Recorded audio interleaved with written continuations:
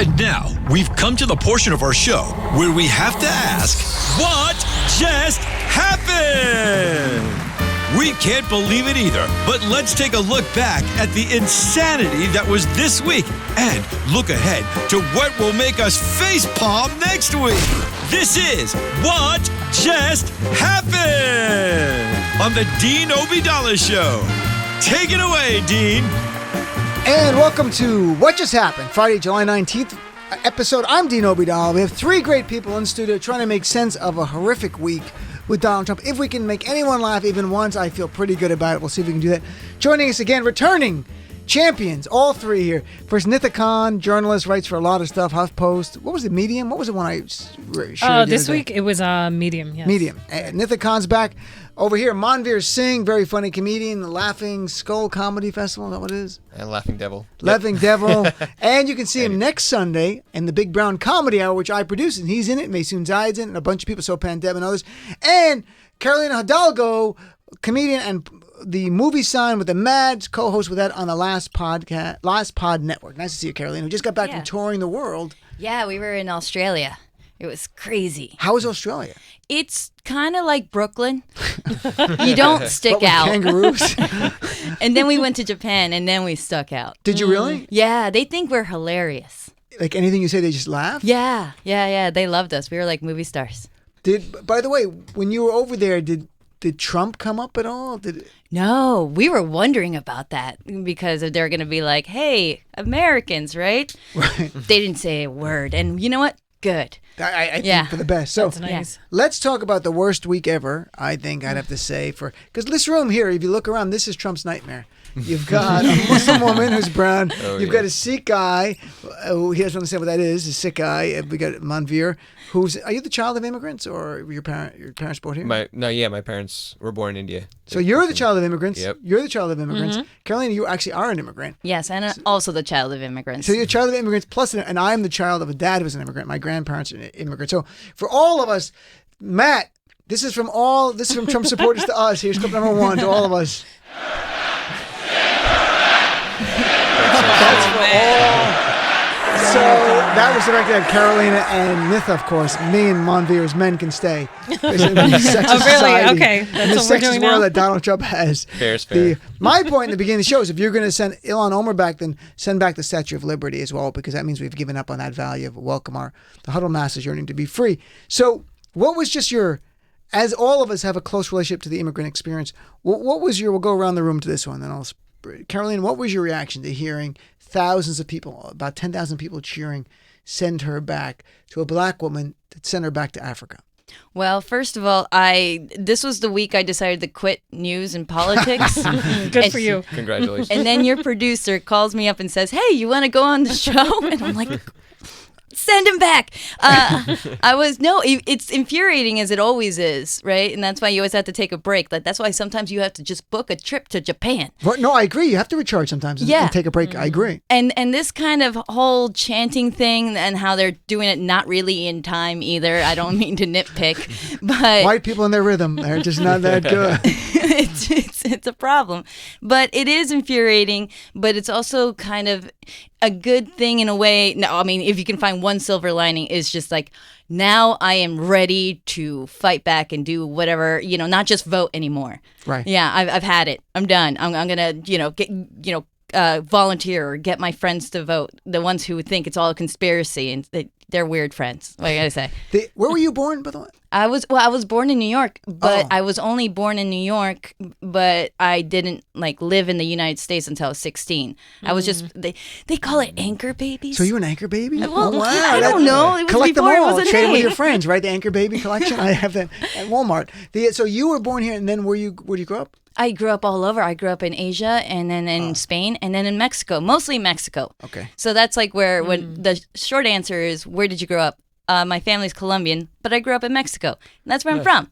All right. It's so funny. Mine is the opposite. So like the opposite of an anchor baby. So my parents were already living in Brooklyn when my mom was pregnant with me. And I guess, back then you could jump on a plane until you were God knows how pregnant.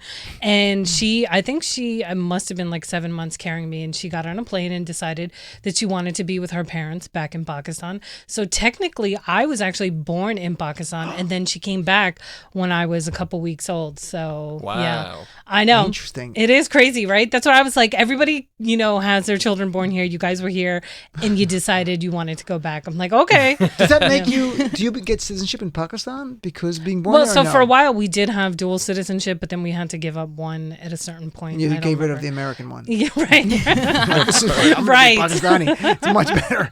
Yeah. So your family. So you had to pick that. Who made you pick the U.S. or Pakistan? I believe it was the United States. I'm sure there was something that I forgot. It was way back in the day where you had to give up. I don't remember. I'll have to check with my mom on the exact circumstances for that. But I think I could probably now maybe go back to Pakistan and try to get citizenship again.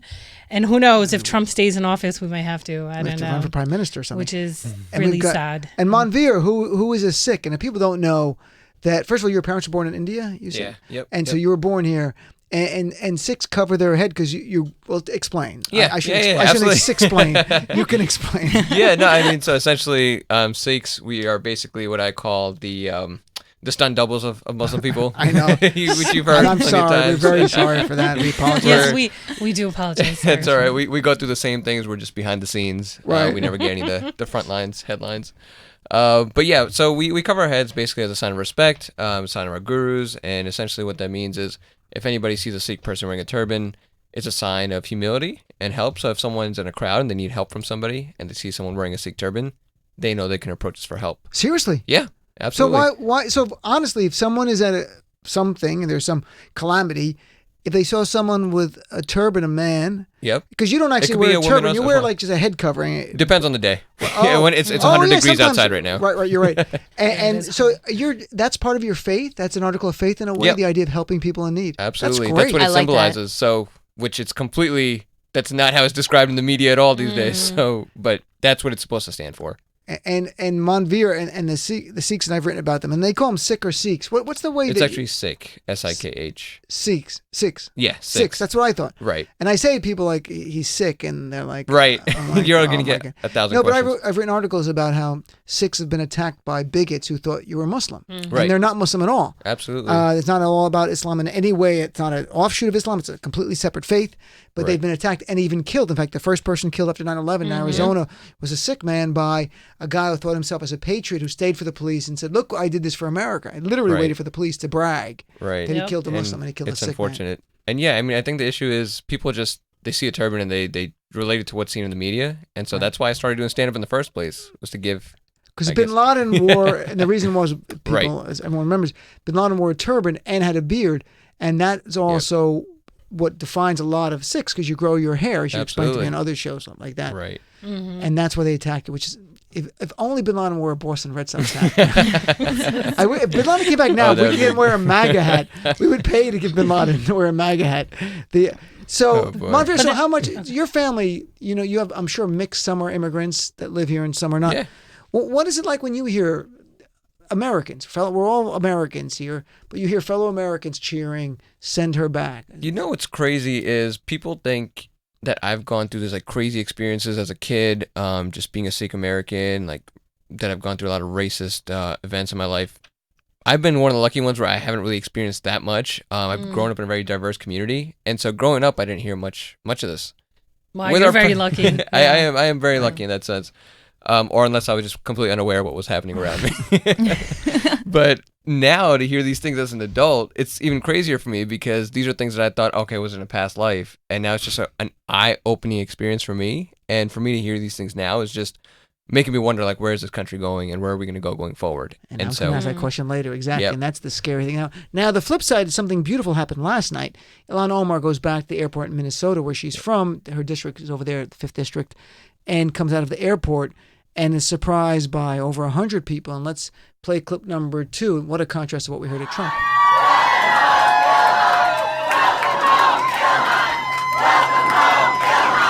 All right, so Who would you rather hang out with? Who would you rather work with and be allies with? The people cheering "Send her back" or the "Welcome home Omar" people and Ilhan people? And to me, I think this is a microcosm of the contrast in 2020.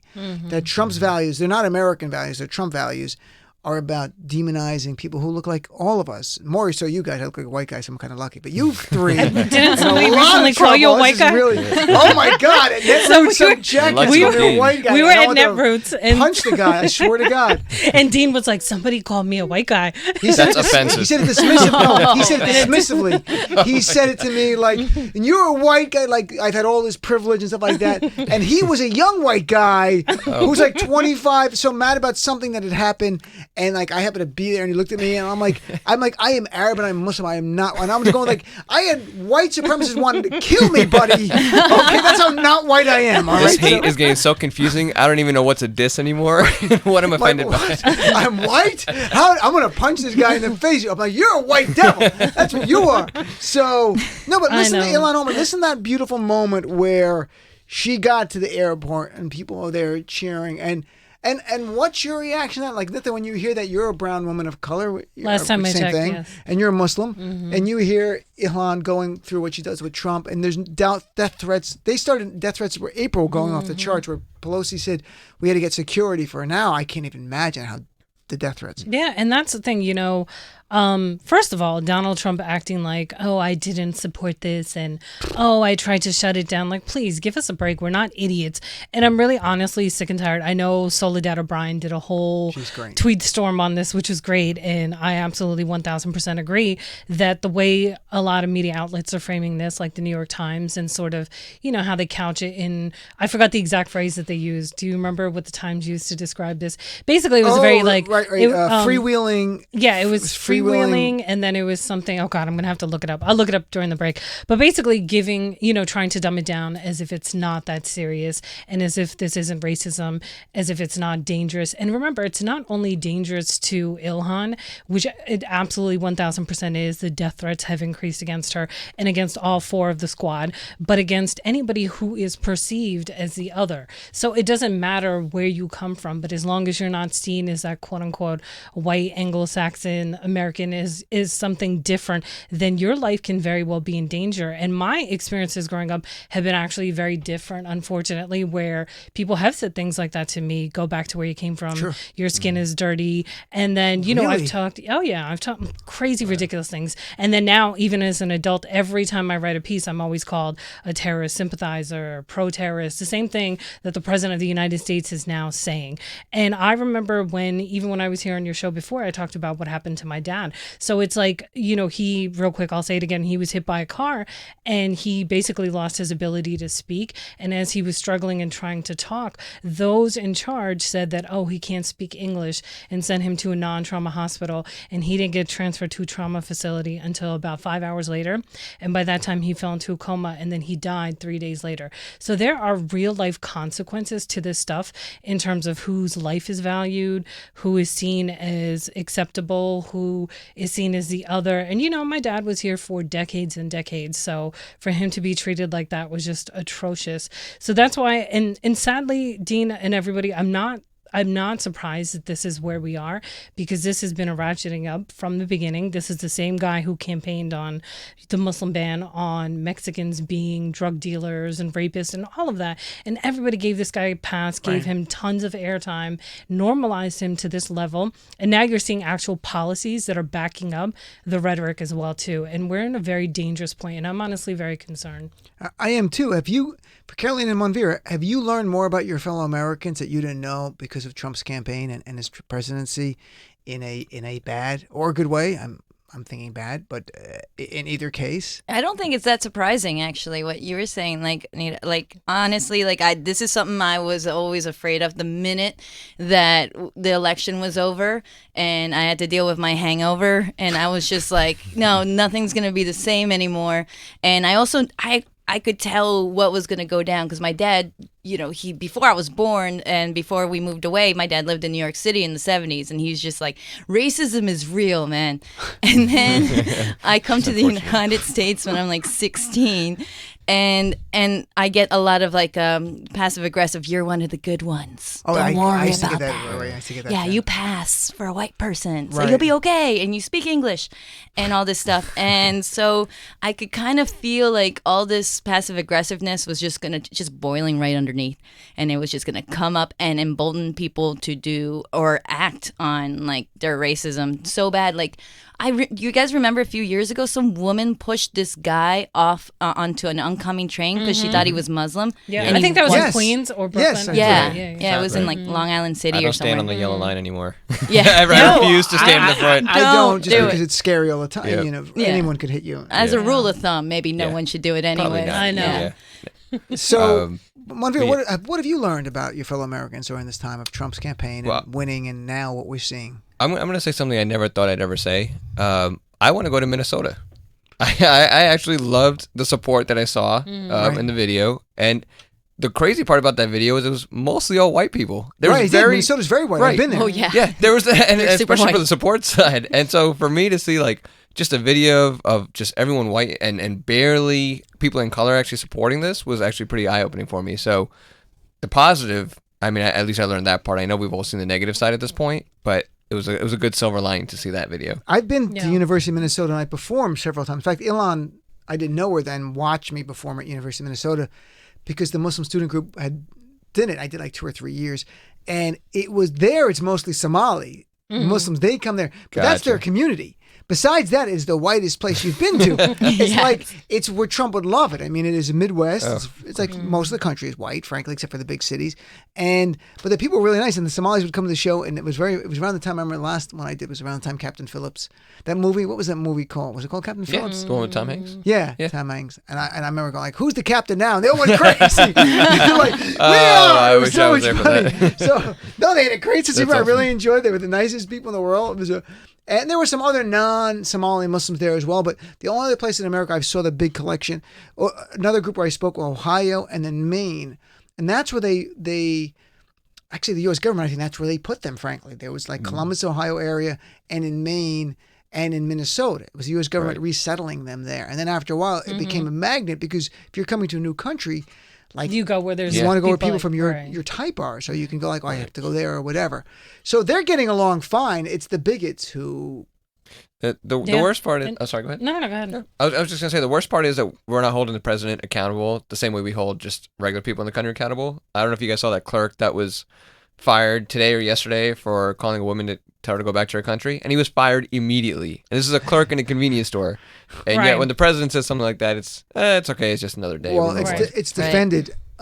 It's defended by people like Lindsey Graham and others, which we'll talk about. I was just about going to say later. Lindsey Graham and the rest of the GOP. So let's go ahead. I was just going to say on this topic that you saw that with the Muslim ban too. You saw so many people from all kinds of backgrounds coming out and standing up in solidarity with the Muslim community. So it's like this push and pull that's going on, right? Where you have one sector of society that's together, that's diverse, that's united, that's for progress and change and equality, and then you have the other side that is trying to hold on to some vestige of whatever they think used to be the quote unquote real America. And that's what's going to play out in 2020. That's what Trump played on in 2016. And the only thing I worry about is that on this side, people tend to, unfortunately, sometimes just be emotional and episodic in the moment, and then they don't carry it out as they should. Whereas on the Republican conservative side, they play the long game effectively and very well. So like you saw that with the Muslim ban, where it's like all these people were protesting in airports and everywhere.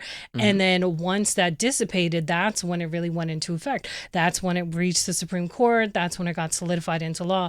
And then there were no protests. So it's like all kinds of laws are being enacted, like changes to asylum, to immigration, to the lowest number of refugees, which may be 0 now. So they're doing all this stuff That's while people are unbelievable. not Yep. paying attention. And this is what really worries me again. Rolling back EPA regulations that today AOC and Yeah. Ilhan Omar and others were pointing out on Twitter. And AOC made a great point that the company that manufactures this pesticide that the EPA is going to allow, and they're not going to ban it, gave literally $1 million to Trump's inaugural campaign committee. We've covered that before in the show, that you can give unlimited amounts to inaugural campaigns. And 2 of the big companies that run the border facilities for profit, Geo Group and Core Civic, both gave $250,000 each. That's legal. You can ridiculous. buy access. It's unbelievable in this country that you can literally give any amount you want to an administration's inauguration, and that's okay? Why is that okay? That should not be okay. They should be the same limits as a federal campaign. Yeah, that's insane. So, all right, let's take a break. We'll come back and talk about what's your worst nightmare about where we're going with this. Like, what's going to happen? We're living in it. It's going to get worse. I don't know where. So let's take a break and come back with more of what just happened right here on the Dean Obidala Show. Dean Obidala Show on Sirius XM Progress 127.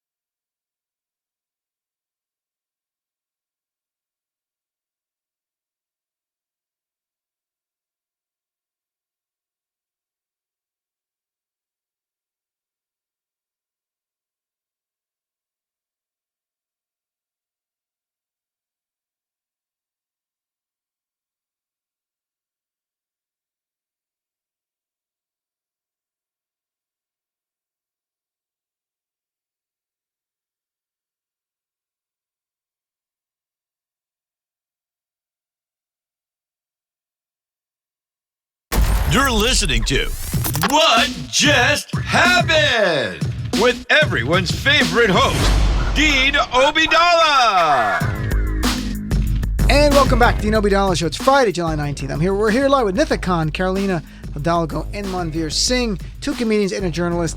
So where are we going? This is the question everybody has, because I wrote an article last month for Daily Beast. It was not groundbreaking. It was right the night before his kickoff campaign, saying he will go full white supremacy. At the time, I pointed to him retweeting a person named Katie Hopkins, who's in the UK, who's an anti-Muslim bigot, who's a white nationalist, got press in the UK, got no press here. And I said, this is the beginning of horrible things. I did not expect that in a month later we'd have rallies where they're cheering for a black woman to be sent back to Africa and no one raised an eyebrow in the Republican Party. I have no idea. There's no wrong answers, folks. What do you expect? Trump and Manvir, of course, in the commercial, everyone says things. Let's see if we'll say it on air. No, what do you really think? What do you think? Way to put him on the spot. All right, well, here we go. But what happens when things escalate? That's what happens. Tempers start flaring. And it's not like we haven't seen it happen already. And things have escalated. Like you just said, there were all those packages that were sent. MAGA bomber. Yes, that. And then also against, who was it? The other Congresswoman, Wilson. There was somebody who was just arrested for making threats against her. Like there's all kinds of stuff going on. But the news cycle is so insane that we can't even keep up with it. And then we forget.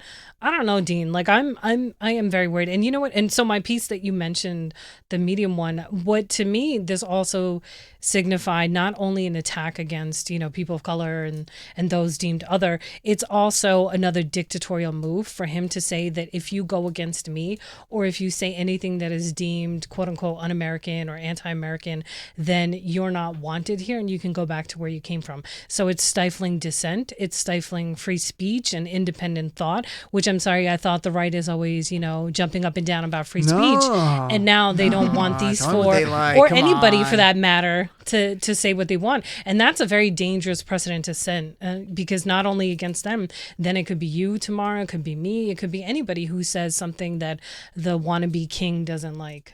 Well, today Trump tweeted a bunch of times to that very point about how these people hate America and his view of hate of America. And he even talked about it today. Listen what he said here. This is him in the office, Oval Office today, walking back, his walk back from yesterday, basically defending his people for cheering, send them back, and calling them patriots. But listen what he says. He's so outraged that one of them, which is Congressman Omar, said I'm going to be your greatest nightmare. It's just about him. It's not about America. Here's clip number 5.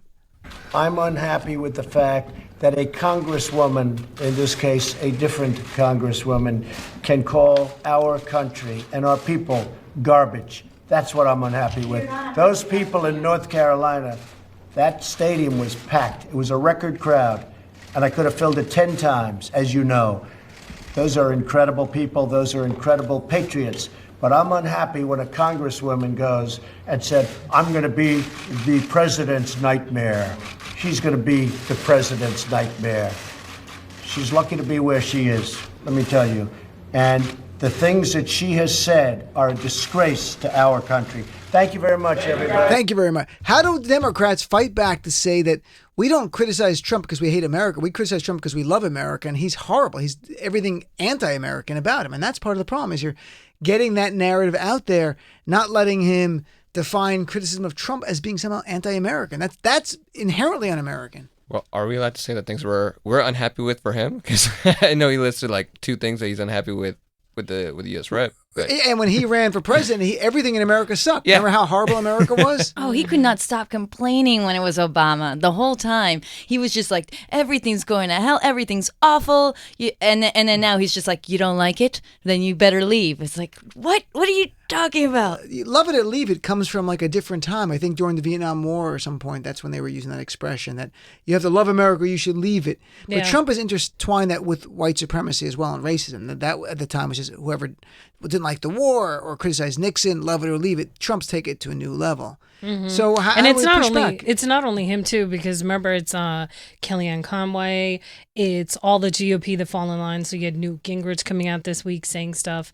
You had of course Lindsey Graham, everyone else who believes the same way too. That's suddenly like saying anything critical about war, foreign policy, God forbid Israel and Palestine, any of the hot button issues. Then suddenly you're not American and you need to go back to where you came from. And that to me is really, really at the crux of this and the really scary part of it.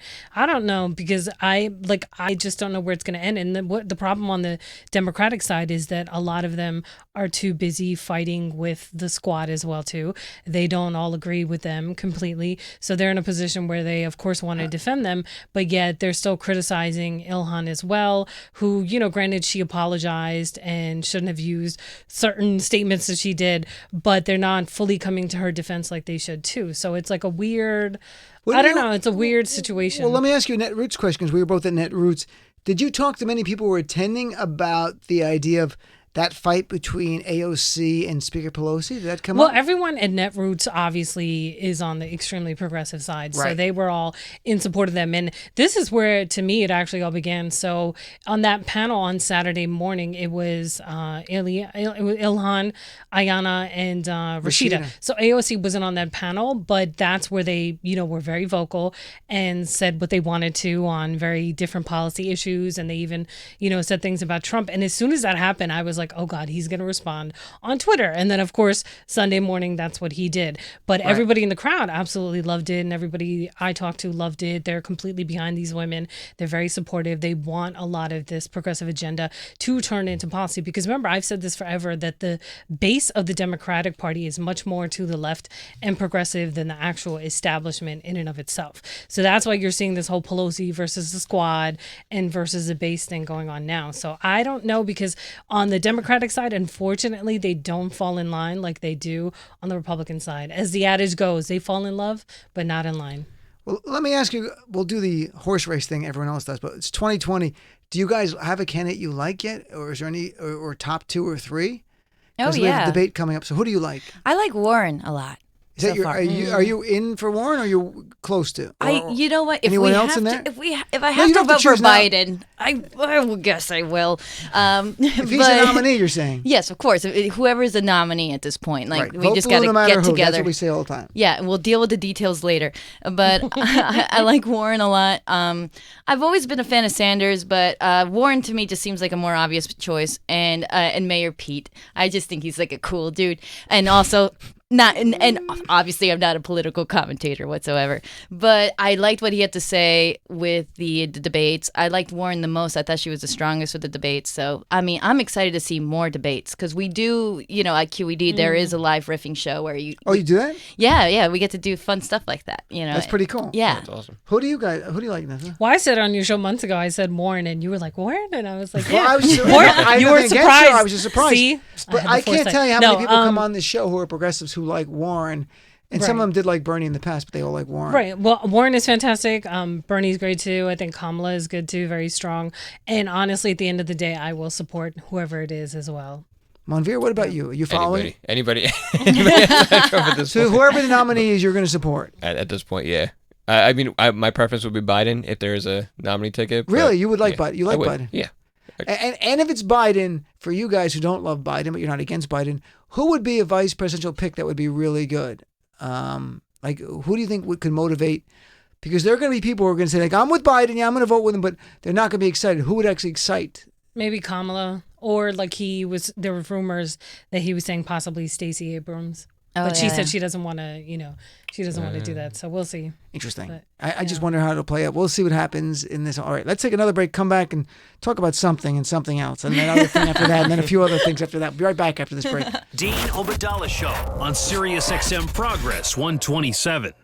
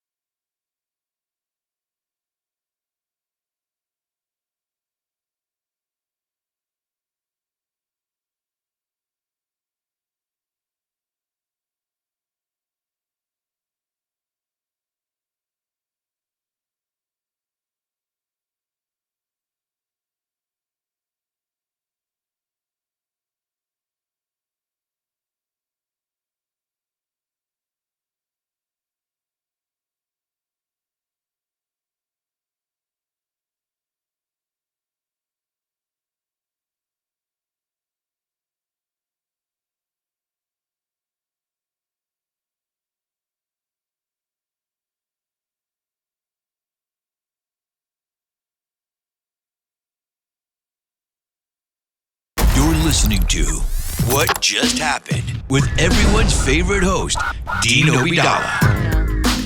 Welcome back to the Dino Vidala Show. We're live Friday, July 19th, and it's our weekly segment, What Just Happened. But in fact, before we go to the next topic, it's time to play the game within the game. Right, Matt? You got that music?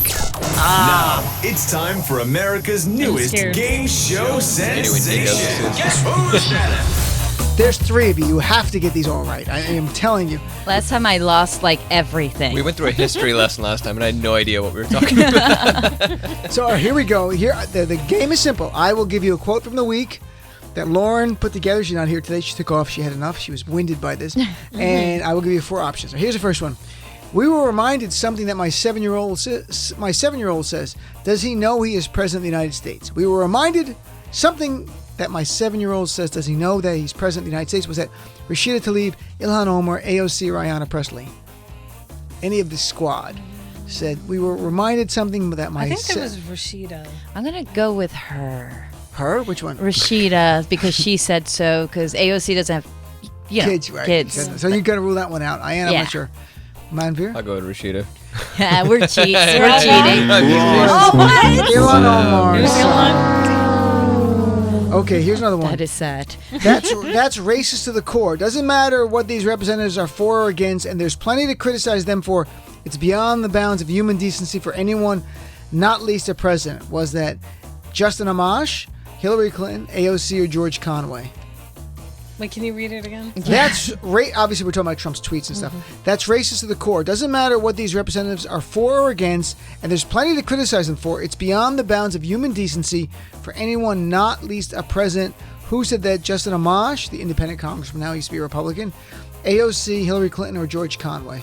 I think that was Amash. I was thinking Amash too. I'm gonna go with Hillary Clinton. You guys are Conway? It was Conway? I was. You know, Listen, it is 100 degrees outside. We are tired.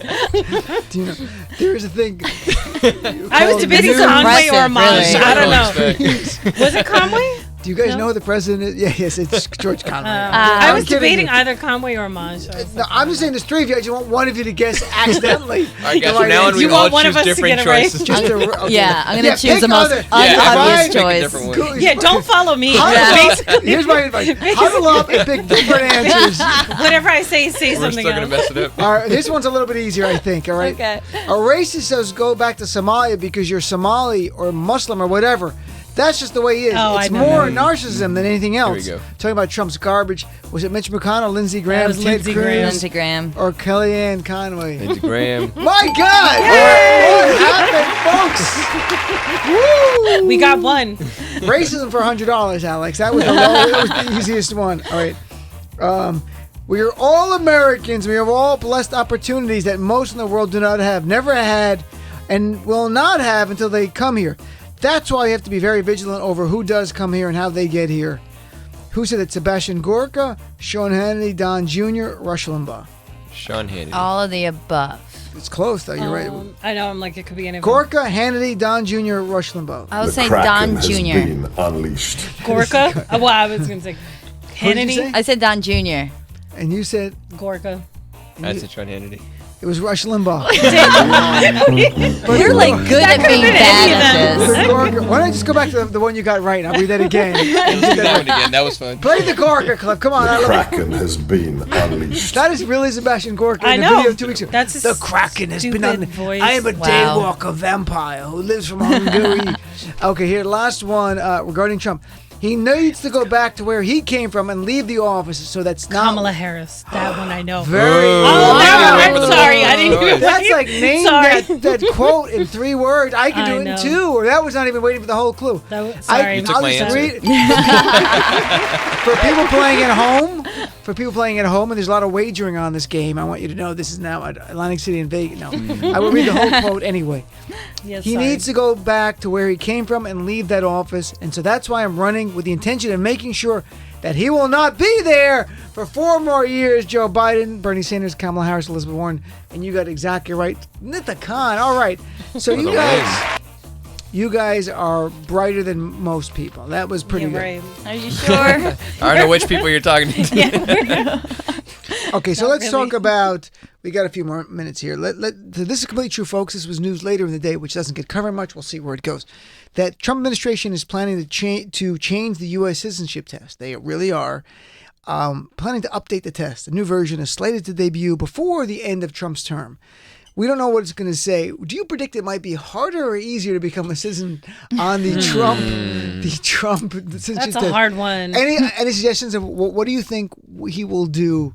Because we know the goal is to only let white people become citizens. We know that. So what do you think might be some of the questions or ideas? What do you think he might try to do? It'd probably be like, write your answers in Norwegian. And that's it. Norwegian. That's a good. I think that's what. Maybe something like name all the people in ABBA. That will get you in because you're a Swedish fan. And then I got to go back. You're going. I was trying to think about other things he might do, like questions that Trump will have on his test to make sure only white people get in. Like, what's the front of a yacht called? Maybe that's part of it in there. Or name the top songs of Simon and Garfunkel. I'm trying to think of the whitest things possible. Or maybe it'll be like, you have to be as white as this paper to get in, or something that's simple. Because I think that they'll do at the airport, it'll be like a picture of the White House and says you have to be underneath it. You have to sit next to this, and if you're not, sorry, you're not as white as the White House. But he's claimed this could make the literacy This is test so of sad. old. I know. Can you believe like every little thing? There are rumors we're going to find out next week. Apparently, right now, Trump has brought down last fiscal year, we allowed the least number of refugees in the history of the refugee program over 45 years. And the now least, he might bring it down to zero. zero. Yeah. Because this is what he wants: no refugees. Like my father would not be here; he's a Palestinian refugee. I don't know how your family got here. I'm not sure. Anyone else? College, I can't it say. didn't really work. Nah, it's not the same. Manvir. Well, Candace Gibson, who was just here, talked about openly that his brother was an undocumented immigrant who then served in the army and then was able to become a citizen and then brought his family over after that. Right. So, Which they're ending that as well too. Remember, they only want merit-based or whatever they say, non-family-based immigration anymore either. So it's all kinds of rule changes that, like you just said, we're just not paying enough attention to because we get caught up in the soundbite of the moment or whatever ridiculous act that he does or crazy thing that he says, and that takes away attention from everything else that this administration and other entities are doing. Because remember, it's not only him; there are actual entire forces behind him to do this. well, do you think there should be more coverage of Jeffrey Epstein and the ties to Donald Trump potentially? Yeah, that too, all of them. Because that gets lost Absolutely. completely. Yeah. And what's remarkable in the world we live in, Trump yesterday said that a U.S. shut down a Iranian drone. And then Iran said, no, we didn't. And then the media's like, okay, we're just going to forget it. That's right. Right. What happened? Or the fact How do you do the fact that? that we send troops to Saudi Arabia now, basically ratcheting up the whole tension with Iran. And that's another thing too that I worry about leading up to 2020 is that this escalation, because remember, he's, now that he crossed the DMZ and, supposedly made peace with North Korea, I think he's going to be able to turn around and say, look, I'm not some warmonger. I made peace here, but Iran is a different situation and I need to respond and do something. And that might be another thing to galvanize his base in 2020. That's something that I worry about for next year as well too. And to that very point, in 2016, he talked about a total complete shutdown of Muslims, right? He can't do that now because he needs Saudi, he needs these Sunni Muslim countries. So Ilhan Omar has become the perfect stand-in in his view. I can keep demonizing Muslims, make it about one person. Instead, give my base what they want, because 65% of GOP voters in the primary in 2016 supported a total complete shutdown on Muslims. Yeah. So, And there are millions of Muslims that are blocked from entering the country. And, for Lindsey Graham to make that retarded statement that he did. You can't say retarded absolutely. anymore. I'm sorry, Yeah, I'm sorry. I'm trying not to curse, but I forgot we could curse on here. HR just emailed me. They want you to go up there to see them right now. I was actually trying to edit myself in my mind. I'm like, all right, don't curse. But I forgot we could curse on here. But anyway, so for Lindsey Cursing's Graham. okay, but retarded. No. Retarded is not. I'm sorry. Yes, Sorry. okay. Retract my statement. For him to say that if somebody was supporting Trump and wearing a MAGA hat or whatever he said, that he wouldn't want to send them back to Somalia. I'm like, are you freaking kidding me? Somalia is on the Muslim ban, first of all, if you really want to talk about facts. Yemen, Libya. And then that basically Syria. is reinforcing what we were just talking about, that if you go against the great dear leader Donald Trump or you say anything that is against him, then they want you out of here. I mean, that's what the test is going to do, right? It's going to make it harder. And to be honest, if if Trump has any hand in writing this test, first of all, no one's even going to understand any of those questions. It's just going to be a bunch of hashtags and just spelling mistakes. Right. And people are going to have no idea what this test is even asking in the first place. It's going to be a series of tweets. Yeah, It's gonna be exactly. like, would you like this tweet? Would you retweet this tweet? Is this the smartest tweet you ever saw in your life? Yep. You're in the country. Analogies on Genius. cheeseburgers and God knows what. So No, I mean, to go through it, think about when you look at the steps. My friend Dave emails me every night here. He's listening. The steps towards fascism. And Donald Trump literally just copies them. Like, it's not a coincidence anymore. I think it's instinctual for Trump. I don't think he's looking at, here's how you get from a democracy to fascism. But the idea of elevating the leader above the country where they become a father figure, you can't question them, that the leader becomes one and same with the country, so that if you attack the leader, you've attacked the country, is what he's trying to do now. Right. And we're watching this right in front of us. And when you look at countries like in Latin America, they were true democracies, and you had leaders went in and used democracy, chip away, like even Hugo Chavez chipped away at democracy. Yeah, and look at Brazil right now. I mean, they call the new president of Brazil the tropical Trump. It's like they're pretty clever God. down there. Tropical Trump. Yeah. Oh my That sounds like God. Montezuma's revenge. Like, it gives you diarrhea. The tropical Trump. I ate some uncooked fish. I got the tropical Trump. I've been pooping all day. That's what it's just. I'm sorry, but that's all I can think of with that. No, it is very infuriating. If you guys have ever seen the movie Death of Stalin. Yes, it's a where- great movie. It's a I've watched it like great 8 movie. times. I'm not even kidding. I've watched it. It's fantastic, and then they round up and they shoot all the doctors or any intellectual. Like they're. spoiler alert. Oh yeah, oh yeah. It's based on There's going to be history. a history lesson. Right. Spoiler alert. But yeah, exactly where they're saying like, oh, we're not going to permit all these people. You're not permitting like students and good people. I mean, I have a wedding this year, and my aunts from Colombia have to like show proof of why they're coming. They're coming for a weekend for my wedding. Oh, and congratulations. Oh, thank you, Congratulations. thank you. But they have to like send like the contract of the venue of the date. Like Wow, they have I to didn't know go that. full on out to show that like, and these are like older women who are my aunts. You know, they're funny girls. They're really nice. But why is it always such an issue? It's just. We're going to be live covering Carolina's wedding, by the way, folks, on Please this show. We do. do a special. Me Yeah. and John Fugelsang. A whole weekend. Doing a whole special. So we got a couple minutes before the next break here. Literally, Robert Mueller testimony is going to be Wednesday. Any prediction whatsoever? Let down, overhyped, nothing. It's going to move us to impeachment. Any kind of sense? What do you guys think? I think it's going to be absolutely nothing.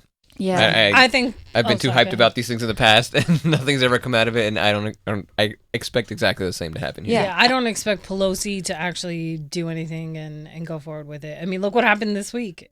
I mean, all I have this to say. racism and bigotry, I tell you, I think it's impeachable. I really do. And I know it's stunning, but impeachment is a political remedy, not a criminal one. It's not a legal one, so it's not like it has to fulfill a statute.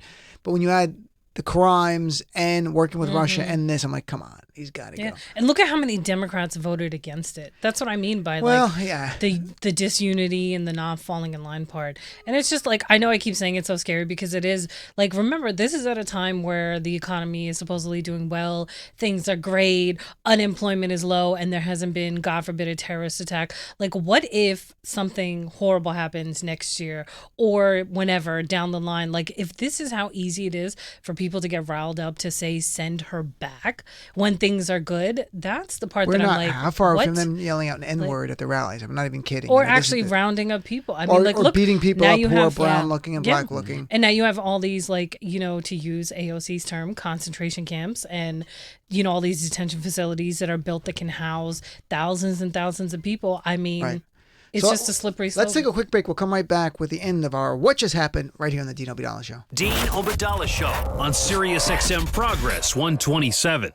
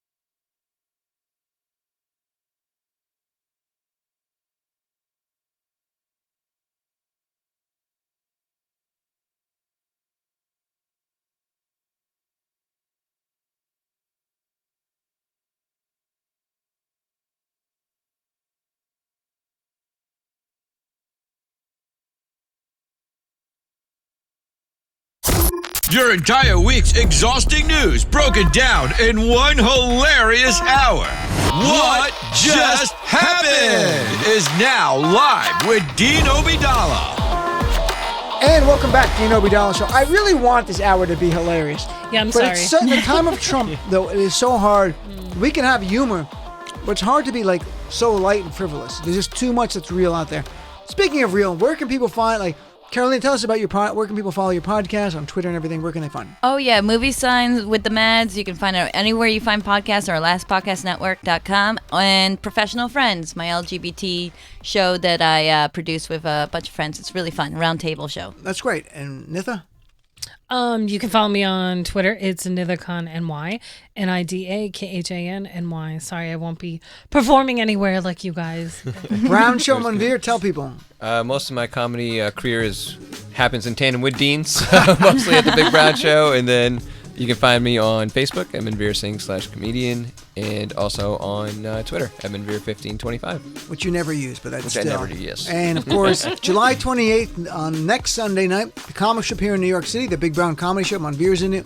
Sopa and Deb has been on the show. Maysoon Zayed, Asif Manvi is going to be a really good show. I'll promote it again next week. I'm on Twitter all weekend at Dean Obeidallah. Or drop me an email, dean@deanofradio.com. That's DEAN @deanofradio.com. You guys, thank you very much for coming in. Thank I really you. appreciate it. Matt, thanks for all your work. Everyone, have a great weekend. Talk to you Monday. The Kraken has been unleashed.